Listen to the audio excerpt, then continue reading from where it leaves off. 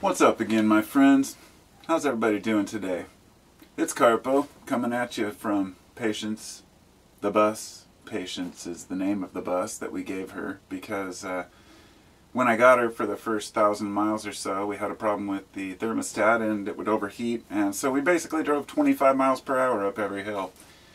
And me being a somewhat impatient person, I thought I would throw that in there, you know.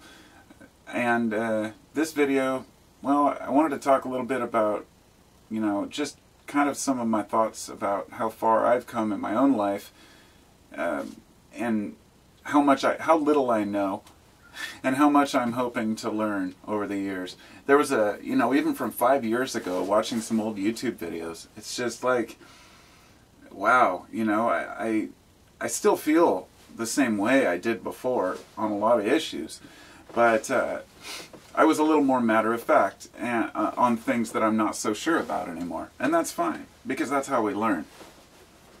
I have like 3 different videos in my head that I was getting ready to do. One of them is about, I'm going to finally record this, you know, paper about pharmaceuticals. It's like I put it into a 10-part thing, and I'm going to upload 10 parts as separate videos.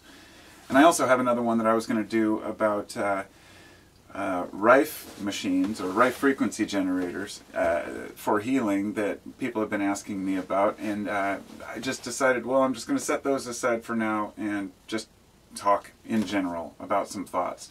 So here goes, right? One of the things that I've learned over the years is how important it is how we talk to people. When we give up trying to be righteous and always be correct about things, then we can listen to what other people have to say. And that only matters if we want discourse and we want to understand where they're coming from. I enjoy a good argument. I've had arguments with people who also enjoy a good argument, like my friend Skewed, for example. Him and I will argue about things and then laugh and shake hands. Other people tend to be a little more personal about it, because maybe they're not used to a good argument without taking it personal. But most arguments, you're looking for a solution, you're looking to understand. So I give you an example of one of the arguments over the years that I may have kind of changed my opinion on, just slightly though. And this is for the sake of understanding the fallacious arguments that we pose to one another. Climate change is oversimplified. When a person says, oh, you believe that man's causing all this warming, you're wrong, it's natural cycles. Somewhere in the middle is the truth, that the earth is going through natural cycles, but that we're also contributing slightly to it, at the very least, slightly to it. But it becomes more about the details of the issue rather than the issue itself. The idea of, well, should we or should we not try to move to renewable energy? And a person will pose a question by saying, well, you know, what about the carbon tax? All they're trying to do is just tax us for using oil. Now, the reason I bring this up is because it's what gave me pause and made me want to understand the other side of the argument. If a person is hearing that going to renewable energy might cost a little bit more for their gasoline, they might be like, well, that's okay, I can afford to make a contribution and make things better.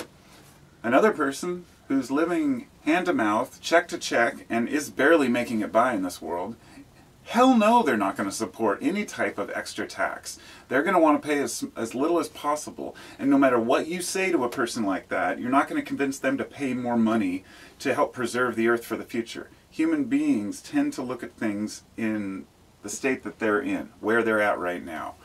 And it's very hard for us to see long term. And even the ones who do think that they can project how the earth's going to warm or what's going to happen, they're really just guessing a lot of the time. But we see it happening, we see that the earth is changing, and that's okay, because that is a natural cycle, and we are eventually doomed no matter what we do at this point. So it's not about stopping using oil, but one of those issues that comes up is this whole thing about the Green New Deal. And then all this bullshit blows up in the news about how they want to eliminate all the cows, and I just had to mention that, just how ridiculous the idea that things get blown out of proportion. The Green New Deal itself isn't even a deal. It's not even put down yet. It's not even really written. It never was. And it wasn't something recent. It's at least, I think, a decade old. And the idea was that we would try to figure out a way to shift to renewables because it would be better for all of us. But what I'm getting at here is that the argument becomes us versus them, the oil versus renewables, rather than pitting two sides against each other, rather than saying, look, there's money. These companies also have money invested in renewables. Everybody's eventually going to have to shift the way that we do business. But I'm not here to say what the Earth's going to do or what it's going to look like in 100 years. I don't live on the coast, so I don't really have to deal with it. But my main point here is that it's really easy to talk about, but it's not easy to fix. You can't just stop the way we do things overnight. And the people that think we can don't understand that business as usual, of course it has to change, but this is something that you have to convince people of without the fear of saying, oh my God, in 100 years we're going to have flooded coastlines. So that's one of the things I've understood. I'm not pushing for a huge change in, my opinions on energy, I guess, are irrelevant, really. It's not really about global warming.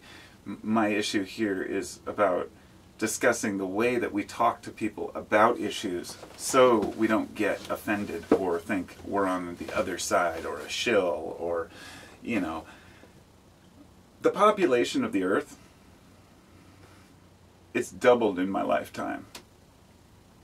That is a pretty fucking amazing statistic, pardon my language, but that is a lot of people. And it's crazy to be alive at this time, with things changing so fast, and there are a lot of fears out there. And I guess that's many more pressing issues to people than, worrying about what the climate's going to do. So onward to the next subject, I guess, it's really about how we talk to people and the tact that we have. I was thinking about the word tact. I was thinking to interact. I was thinking that's a good way to remember what it really means, to properly interact with people. It's like these little key words that really are useful, like integrity. It means to integrate yourself. So we're all trying to integrate, so we kind of fit better into the world. I mean, some people totally resist that, and they say, fuck the world. I don't want anything to do with all y'all. And, individuals suffer because of that, in my opinion. Maybe not everyone, but most people seek companionship, community, and this is why we fall into groups. This is why we end up following individuals and fall into cults and, become Jehovah's Witnesses and knock on people's doors and convince them they're going to hell. People fall into whatever they want to believe that makes them comfortable, and that's just how humans are. So, you should never try to convince someone that what they believe or think is totally wrong and they're an idiot. It's more like, let's discuss it and say, is it right? And if not, is there a better way to look at it that will help you too? It seems like a lot of people are just pointing the finger at one another. So there are a lot of identity politics out there. And everybody wants to associate with something. And if you don't pick a side, people they look at you with a blank stare, as if they can't handle the fact that you're thinking about things. It's just the way the world is. I call it the PC pendulum. When people talk about PC culture, because I've found it so absurd over the last few years, what happened was so many people have been oppressed and pushed back against for so long that now that they have a voice and can speak out, they are pushing back twice as hard by creating these politics around who they are or what sex they are or, what they identify with. But it's more about which words you can and cannot say. And so many people have been called certain words that we go against that and we say, you don't use those words. Well, unfortunately, the pushback will always be to say, fuck you, I'm going to say it twice as much, because that's how people are. And we're starting to realize that, and culture is going to come over, we're going to get over our stupidity. But I believe that a human being has to be stoic, and calm and collected, but interactive and active in their communities and in their lives. And I'm still finding my balance, but I just share my discoveries. I wanted to talk about one last thing, and so while we're talking about politics and different opinions, I thought I would get all of y'all's opinion on this. What do you think about universal basic income? And I know that half of you went, yeah, and half of you went, honestly, I'm on the fence about this issue. It's not about trying to prove anything one way or the other. I understand that a universal basic income could probably be, acquired by simply taxing just black ops projects in the military, with the amount of money that's disappeared. But we won't get into that. Let's just say, set all that aside. I would like to say that I know, but I don't. A lot of people will quote Finland, where they tried it with a certain amount of people to give them basic income. Here's the thing. The way I heard it placed best on an argument against UBI was you create value and you get paid. And the idea of universal basic income is you get paid regardless of whether you create value or wealth for your community. A lot of people would say that's very oversimplified, and I can completely understand that. But the basics of the economy always says that innovation is created by the possibility of wealth. The idea is, would adding universal basic income help people get on their feet and actually help the community more by allowing people to afford things instead of using welfare or other programs? I don't know, but I find it an interesting concept because certain people are running on that platform. And I found myself, I've always been kind of a liberal-minded, considered myself left-leaning individual. I dare not say liberal because, nowadays every word is tainted. But, maybe more of a classical kind of old-school liberal in a way. But I hate the terminology. Basically, I look at every situation. I look at every situation according to what's going on in the community and in the country right now. What are the needs? If we have a law and somebody says, well, the Constitution protects this and you can't do that to this company, and you say, well, this was written in a time when things were different, everybody goes back to the Constitution, and there are amendments for a reason. Things happen, things change. So we're in a time now where there's a lot of crisis, a lot of change, and people are trying to figure out what's right and what's not. Like, should a large company like Google be able to stay together, or should they be broken up? Well, it's a company somebody created. What right do you have to break it up? And the argument could be, well, because they have money to lobby for more rights, and it goes back and forth. We have a lot of issues going on right now, but people want to work, is what I've discovered, regardless of whether or not they're receiving free money. In fact, I found out that something like 85% of all lottery winners continue to work at their jobs after they win the lottery. And, that says something. People don't want to lose their purpose. Just having money doesn't give you purpose. I feel like a lot of people have this image of the lazy white trash trailer parker that's just sitting there, doesn't want to do anything with their life, and just wants to get a check of $1,000 every month from the government. There are some people like that. But I do not believe a majority of people are like that. I think a lot of people are trying. And the one thing that we're forgetting, or not forgetting, but leaving, that we have to include here, is the fact that we're in extreme circumstances right now. Automation has taken away a lot of jobs, and it's changing the way we do business. We haven't changed fast enough. In the meantime, the colleges have drained every penny they can out of these poor students that are now in their 20s and have all this student debt, and there's no jobs in their sector, unless they picked something lucky, and every sector gets flooded because there's all these claims about, hey, you can take this course and you can, become a phlebotomist. Like my friend, he said it was going to be the future, and then everybody became a phlebotomist. There's always a rush into these fields. As a carpenter for 15 years, I'm grateful that I have a trade, but I also messed my back up, so I can't do that for a career, but I can still always do that and fall back on that. And having something to fall back on, dude, I feel like most people today, so many people just don't have that.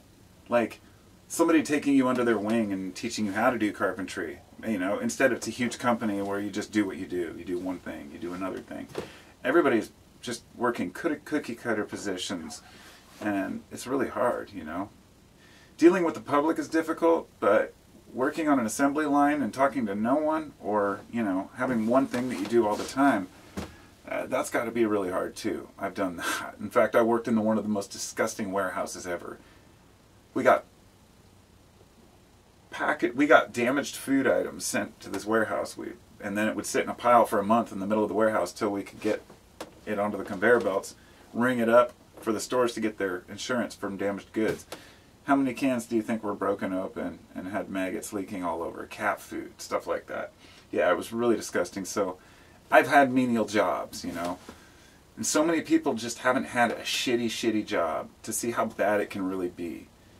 And so my point on that was, like, with welfare, a lot of the conditions are that you have to be looking for work, you have to take whatever job you get, and a lot of people get stuck in shitty jobs that, you know, nobody wants. And even those jobs are going to automation now. You know, it's just one of the biggest concerns people have right now is AI, you know, kind of taking over. Once machines are making other machines, you know, we could either create a utopia or a complete hell for people. And I don't know, I'm leaning in the direction of hell, but I would say never give up, definitely. I go back and forth on this thing. I don't know where society's headed. I see positive one day, I see total shit the next day, and chaos, a fucking shitstorm of nonsense. I mean, where are we going as a society? I don't know. Nobody knows. A lot of people are trying to guess, and there's a lot of bullshit alternative media out there telling you that the apocalypse is coming tomorrow, and, you know, might as well just give up, or Jesus is going to return, or, you know. And I used to just kind of go, yeah, whatever, believe what you like. But at this point, I feel like it's just damaging the stupid shit people believe in. And that's why I tend to expose kind of, you know, not just religious, but New Age bullshit that I find. I almost feel cringy doing it, but it has to be done. The videos I've made in the past about, like, the scalar energy scam, you know, a few people are like, oh, this device does work. And then I say, well, how? And no answer. But at least a couple people would comment and say, thanks, I was about to try this, and now I'm glad I didn't waste my money on it. These energy devices people sell, they basically get desperate people who are already very sick and will try anything to get well. And so that's my next video, about Rife machines. And I'm sure a lot of people will hate me for making it, but it has to be said. The Rife machines that are being sold on the market have no proven efficacy. And it doesn't mean that the Rife frequencies don't actually destroy these cells and bacteria, but I'll get into that on the next video because I'd love to go into it now. But until next time, I wish you all well. Thanks for watching, and take care.